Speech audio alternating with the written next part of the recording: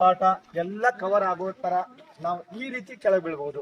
ಯಾವಾಗ ನಾವು ಈ ರೀತಿ ಇರ್ತೀವಿ, ಈ ಗ್ಯಾಪ್ ಅಲ್ಲಿ ನಾವು ಆರಾಮಾಗಿ ಉಸಿರಾಡಬಹುದು. ನಮ್ಮ ಎದೆ ಸೇಫ್ ಆಗಿರುತ್ತೆ, ಪ್ರೈವೇಟ್ ಪಾರ್ಟ್ ಸೇಫ್ ಆಗಿರುತ್ತೆ.